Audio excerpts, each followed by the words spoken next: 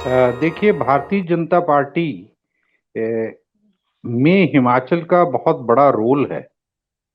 वो रोल ये है कि इस समय जो राष्ट्रीय अध्यक्ष हैं भारतीय जनता पार्टी के, वो हिमाचल से हैं, जगत प्रकाश नड्डा। तो हिमाचल से वो बाहर रह रहे हैं इस समय, लेकिन इस समय जब चुनावों का ऐलान हुआ और जब उपचुनाव हुए, मैं थोड़ी सी इसकी पृष्ठभूमि में जाऊंगा कि जब उपचुनाव हिमाचल में हुए तो ये उपचुनाव में जो बीजेपी की हार हुई, सत्तारूढ़ दल की हार हुई, डिस्पाइट इसके कि भी 4 लाख का मार्जिन एक पार्लियामेंट्री कॉन्स्टिट्यूंसी से कवर करके 10,000 वोटों से अगर जीत रही हैं वीरभद्र सिंह जी की पत्नी प्रतिभा सिंह, तो ये चौंकाने वाला रिजल्ट था। और उस पे आवाज उठी थी कि भी अब नेतृत्व परिवर्तन हो जाएगा। लेकिन नड्डा जी ने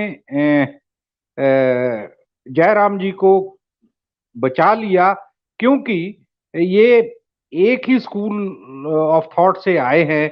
ये पुराने विद्यार्थी परिषद के लोग हैं और एक ही एज ग्रुप के लोग हैं। तो उन्होंने बचाया और उन्होंने आते ही ऐलान कर दिया। लोग सोच रहे थे कि नड्डा जी इसलिए भेजे गए हैं केंद्र से कि यहाँ नेतृत्व परिवर्तन की बात करें, और आते ही उन्होंने दूसरी पब्लिक रैली में ये कह दिया कि भी अगला चुनाव जो है वो जयराम जी के नेतृत्व में लड़ा जाएगा।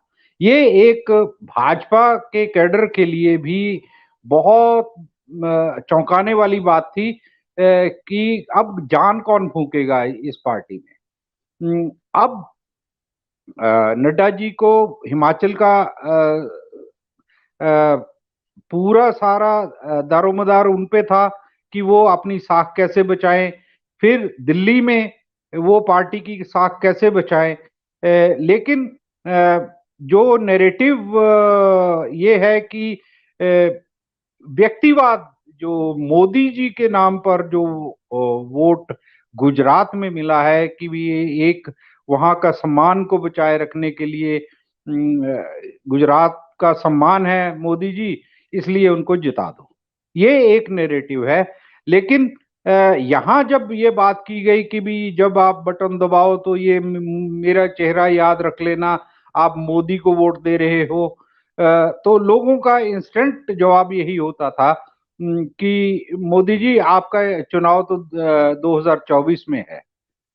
तो हिमाचल को उस परिप्रेक्ष्य में ये लोग नहीं लेते, क्योंकि यहाँ नंबर ऑफ सीट्स जो लोकसभा की हैं वो सिर्फ 4 हैं। हिमाचल को वो उस तरह से महत्व नहीं देंगे।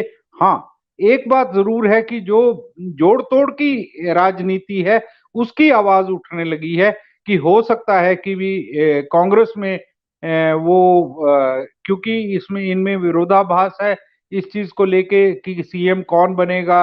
और जब एक हवाई जहाज में सुखविंदर सिंह सुक्खू जो कांग्रेस के एक नेता हैं, पूर्व कांग्रेस के प्रधान भी हिमाचल के रहे हैं, वो एक ही सीट पर अगल बगल बैठ के दिल्ली जाते हैं, तो ये एक नैरेटिव अखबारों में ये प्रोपोजिशन घर कर गई कि उनकी आपस में बात हुई है कि भी अगर जरूरत पड़ी तो मैं भाजपा में आ जाऊंगा कुछ अपने समर्थकों को लेकर। लेकिन जब हमने सुक्खू से बात की, सुखविंदर सिंह सुक्खू जी से, तो वो कहते हैं कि भी मैं तो सबसे ये जो दावेदार है इस समय, आज की ही बात है कि जो अब जो दावेदार रह चुके हैं, दो तीन तीन व्यक्ति तो जो दावेदार थे वो हार गए। कौल सिंह जी हार गए, चंद्र कुमार जी हार गए, आशा कुमारी हार गई। तो अब बचे हैं रानी प्रतिभा सिंह जिन्होंने दावा किया है एमपी होते हुए, फिर बचे हैं सुखविंदर सिंह सुक्खू जो कि कैंपेन कमेटी के चेयरमैन बनाए गए थे, और विपक्ष के नेता मुकेश अग्निहोत्री। अब इन तीनों में तो वो सब इन तीनों में से सबसे पुराने जो कांग्रेस से जुड़े हुए नेता हैं, एनएसयूआई के वक्त से वो सुखविंदर सिंह सुक्खू हैं। तो उन्होंने साफ कहा कि भी ये डिफेक्शन की बात हो ही नहीं सकती, पार्टी को कमजोर नहीं हमने करना बल्कि पार्टी को मजबूत करना है। ये टोटल नैरेटिव है हिमाचल के सीएमशिप को लेके, हिमाचल की जीत को लेके। और हिमाचल क्योंकि गुजरात की जो बात करने वाला था, गुजरात की बात करने वाले सिर्फ जयराम ठाकुर जी ज्यादा होते थे।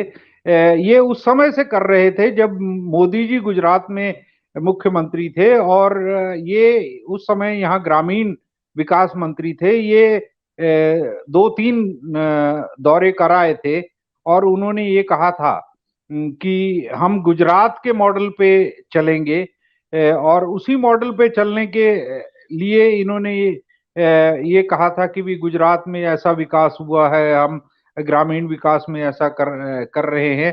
और अभी भी जो चुनाव से 2 महीने पहले इन्होंने ऐलान किया था कि हम गांव में मुफ्त पानी देंगे, लेकिन उस वो पानी तो दे दिया मुफ्त, बिल नहीं आ रहे, लेकिन उन नलकों में पानी नहीं।